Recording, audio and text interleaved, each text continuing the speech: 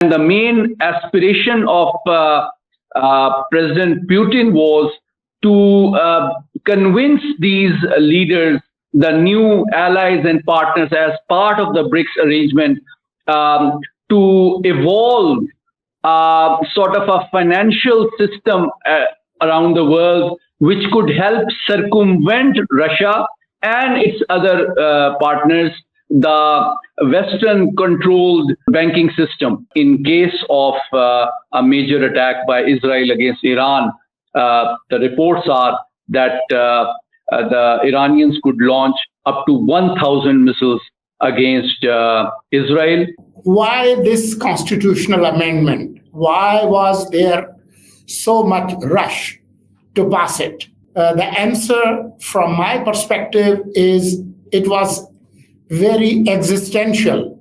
Trump, if he decides to withdraw the support of Ukrainian war, then that would create new tensions between European allies and United States. It seems that for Mr. Trump, NATO is far less important than operationalizing the Abraham Accord.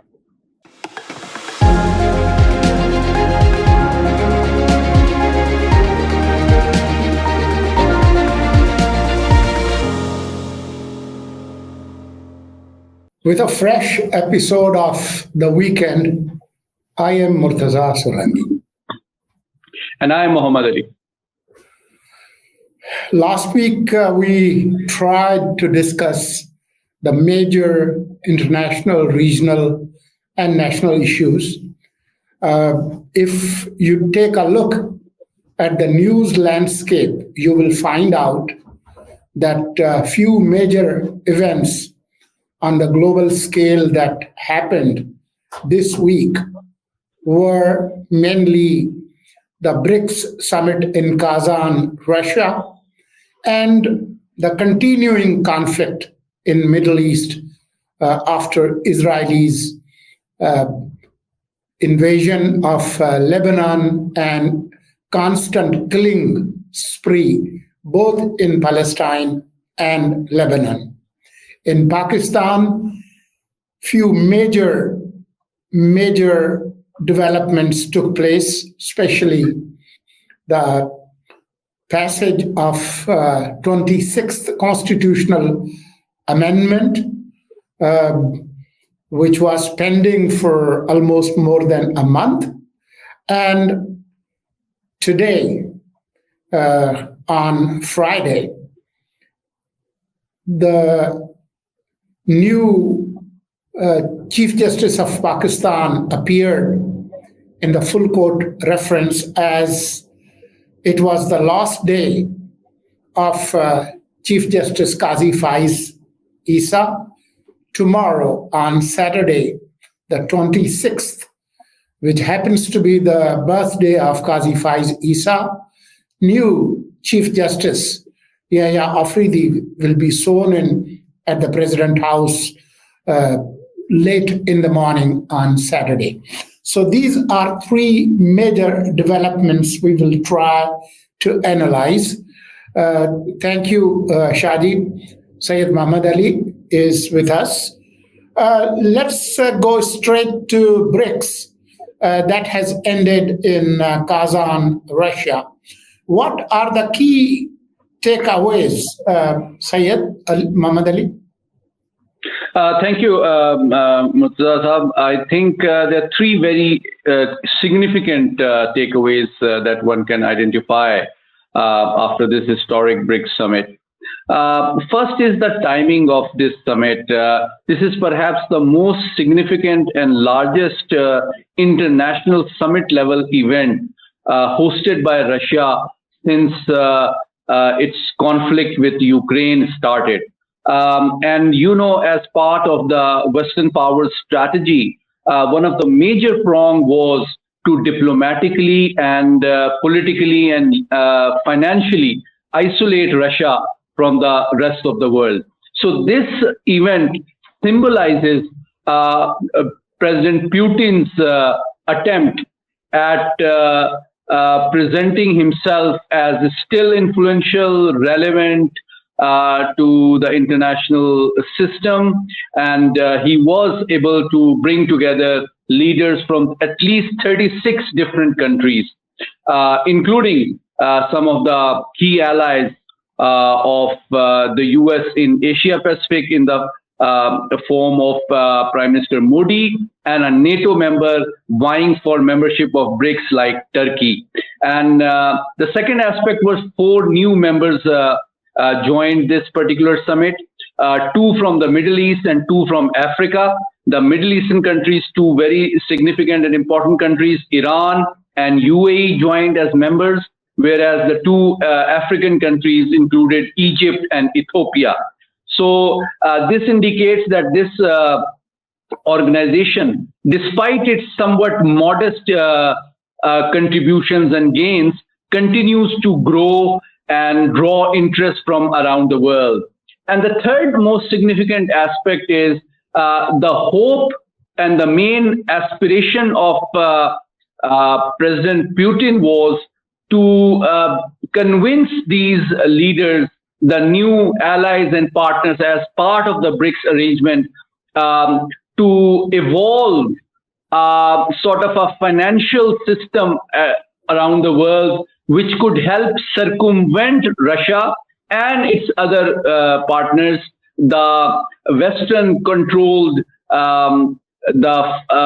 banking system.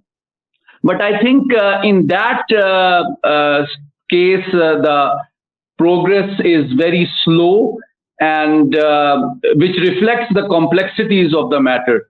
The Western reaction has been that they do view the rise and expansion of BRICS with concern, but they are not. They do not see it as immediately the emergence of a counterweight of G7 or a European Union immediately. However, they are constrained and worried about the growing interest in the de-dollarization of those countries and economies which have been a victim of economic coercion and financial pressure from the Western powers. Well, while these are important observations, sitting here in Islamabad, there were speculations, rumors, and hopes that Pakistan would be somehow find its place in this new multilateral forum. This didn't prove to be correct. That wish did not come to fruition, mainly because of India, who insisted on quote-unquote consensus and tried to somehow transform it into a closed club, and insisting that only with the unanimity between founding members, any new country could be brought in, since India is one of the founder members. So it's the same game that you see in the UN Security Councils. The permanent members, the Brahmins of Security Council, the same thing where India is trying to seek membership in UN Security Council. Here, they are trying to replicate the same model instead of democratization. So, these members, the big powers in BRICS, China and Russia, have to weigh out how India is behaving by isolating a major country like Pakistan that could, could solve the geostrategic puzzle of this region. What do you think about that? I think it's a very important point, Murtaza, because perhaps the recent very successful and important SCO summit hosted by Pakistan and the sort of magnanimous and very positive diplomatic welcome given to the Indian External Affairs Minister can be seen in the context of an attempt to melt the ice, which has been, frozen solid since the 5th August 2019 actions of India. But I think there is some effort being made aimed at reducing the hostility, which could translate into some sort of tolerance by New Delhi to Pakistan's joining of BRICS, because I think even at SCO, Pakistani Prime Minister did mention the need to evolve financial system which could be multilateral and offer opportunities to other countries which are facing pressure from a combination of not only Western economic coercion but also negligence towards the huge environmental and economic cost of those developing countries which are a victim of climate change. I'm sure you remember when Shanghai 5 turning into Shanghai Cooperation Organization, when they admitted Pakistan and India as full members in 2017. These two big powers, China and Russia, had they wanted to isolate or discriminate between India and Pakistan, would have done so. They chose to include both. But India did not reciprocate that spirit, despite the fact that they know that China and Russia do want Pakistan's inclusion in BRICS. And bilaterally, with every individual country except India, Pakistan has best of the best relations with China, with Russia, with South Africa, with Brazil, with Egypt, with UAE, with Ethiopia. So this effort to isolate Pakistan can't succeed, because even in that group, Pakistan has the best relations with all of them. I can't agree more with you, Murtaza Saab, for the simple reason that these 4 new member states which joined BRICS a few days ago themselves also do not have very close and cordial relations between themselves. In the Middle East, you see Iran and UAE joining simultaneously, despite less than very cordial relations. And similarly, Ethiopia and Egypt, for a number of regional issues, do not see eye to eye. So that reflects the wisdom and astute diplomacy of both Moscow and Beijing, aimed at tactfully expanding BRICS membership, despite tolerating mutual concerns and disputes between member countries. When it comes to multilateralism, you can't create categories of first-class citizen and the second-class citizens. You can't create Brahmins and Shudras in multilateral forums. Either you are all equal or you don't, become part of it. So I don't think this attitude is durable and lasting. But, let's switch to the second subject that we were supposed to discuss, the Middle East. What's going on there? I think Middle East, very well, Murtaza Saab, has been the most interesting part of world history for the last 50 millennium. And it continues to draw interest and concern from around the world.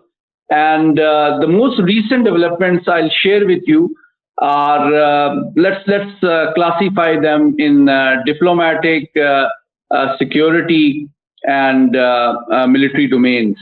On the diplomatic front, Mr. Blinken has been leading the American crisis diplomacy in the Middle East. He has met MBS. He has today met the Qatari leadership, and he has also met the leadership of Lebanon as well.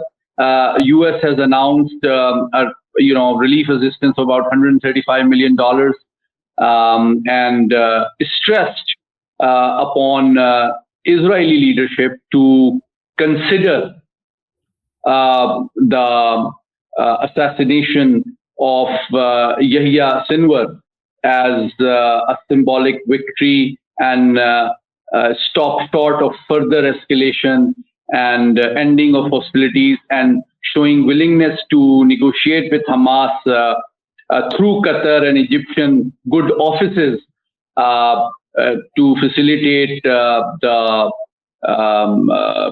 hostages exchange. But the second aspect is the security aspect, and in which very well the conflict is already simultaneously afoot, at least on 4 fronts. The first front is obviously Palestine, in which you see the policy of expansionism and persecution of Palestinians is going unabated, both in Gaza and West Bank. More than 42,000 people have lost their lives in Palestine alone. Over 2 million people have lost their homes. But the situation is unfortunately turning equally grave in Lebanon recently, where almost 2,500 people have lost their lives and 1.9 million people have lost their homes in a very short span of time. The third front is which is escalating gradually is Yemen, and recently the U.S. Air Force carried out a major strike employing its latest B-2 stealth bombers to destroy 5 major storage sites of Houthis in Yemen. But we all are waiting with bated breath the possibility of Israel attacking anytime soon against Iran.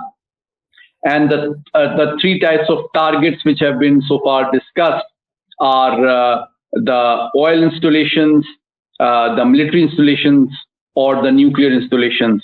And as per the reports, the U.S. has tried to convince the Israeli leadership not to attack the oil and nuclear facilities, because in retaliation, Iran could retaliate against such oil companies which have U.S. interests at stake as well. Whereas military level escalation seems to be the lesser evil from the U.S. perspective. However, the latest report indicates that the ideological leadership of Iran has ordered its military leadership, the Pasdaran-e-Inqilab as well, to strategize in case of a major Israeli attack on Iran, to consider 3 types of actions. First off, in the recent 2 major missile attacks against Israel, they have used around 181 to 200 missiles. But in case of a major attack by Israel against Iran, the reports are that the Iranians could launch up to 1,000 missiles against Israel, and they could also try to disrupt the international energy supply, both in the Gulf of Hormuz and near Red Sea.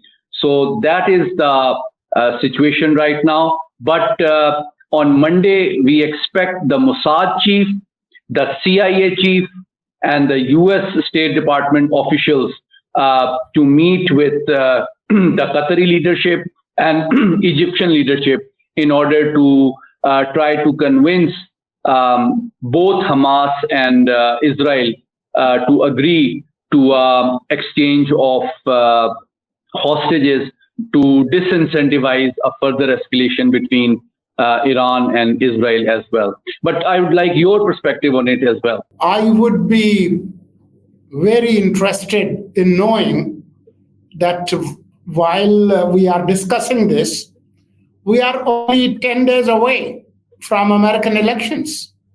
Yes. As we speak, we have, it would be, as we are recording, soon you will have the morning of October 25 in United States. So how many days are left? Barely, the number of fingers on your both hands. So if Israel has to attack before elections, as it was speculated, that should be coming any day. So the tensions might be, going higher and higher. Let's see how this plays out, because it will have huge implications on the November 5 elections in the US. I'm not Let me just make a very short comment on this very important point which you have raised. The assessment in Tel Aviv is that the US elections and its outcome will have direct and very significant impact on the options and future of Israeli military strategy against Iran, against Hezbollah, and against Palestine. The Israelis fear that if Kamala Harris joins White House, then the Israeli leadership can face greater pressure to de-escalate the conflict. But they are hopeful that if Mr. Trump returns to White House, then they can continue to try to dominate the escalatory process. And they expect, instead of American commitments towards Ukraine, which are likely to decline significantly, US will be more willing and forthcoming in providing greater diplomatic and military support to Israel to fulfill its agenda in this region. Now, this is a very interesting situation, as you rightly pointed out. Trump is on record saying that Israel should attack nuclear facilities of Iran, while Biden administration has hinted that if they do, Israel will be on its own. But if Trump wins, as it might happen, we don't know, then it will embolden Israel. But at the same time, Trump, if he decides to withdraw the support of Ukrainian war, then that would create new tensions between European allies and United States, and it could literally break that more than half a century, or I should say 3/4 of a century alliance between United States and European allies. Let me just make a short comment on this. I completely agree with you. It seems that for Mr. Trump, NATO is far less important than operationalizing the Abraham Accord. And on that note, let me ask you that, Pakistan witnessed a major constitutional change despite a lot of concerns and hopes. The process was peaceful and it culminated amicably in an inclusive manner. But I would like your informed perspective on how, despite concerns and best efforts of the opposition, the coalition government was able to secure the support. achieve a consensus? And also, what do you expect in future about its impact on how the judiciary functions? I'll try to quickly summarize it, and I'll let you ask a question or two about it. Number one, why this constitutional amendment? Why was there so much rush to pass it? The answer from my perspective is it was very existential. The February 8 elections brought a new political system, and there were fears that PTI and its troll brigade and its supporters, both at home and overseas, in collaboration with major sections of the judiciary, after October 25, they will nullify the elections and create a huge constitutional crisis, which might have led to an open confrontation between different arms of the state apparatus. And either we could have descended into an extra constitutional situation or even civil war. Those were the fears. So that's why a constitutional amendment to clip the powers of overreaching judiciary was necessary. That's the background. Okay, let me ask you a follow-up question. For the benefit of our international viewers, I'd like you to explain what is the exact Commission's constitution. How many members are there? Which institutions are represented? Because there is a lot of concern in international media and some of the international organizations as well that this reflects sort of diffusion of power and independence of judiciary. Is that a correct concern? No, that concern is far-fetched. In most democratic countries, including United States, the appointment of judiciary is mainly done by the parliament. Even in United States, when the president nominates judges, the confirmation is done by the US Senate through a very long, grueling process. So through 19th Amendment, Iftikhar Chaudhry, the then CJ, with the help of some political actors, had forced it on the parliament to change it and introduce 19th Amendment of the Constitution. The heart and soul of 19th Constitutional Amendment was that judges will almost appoint themselves. So that negated the very spirit of our Constitution and democracy.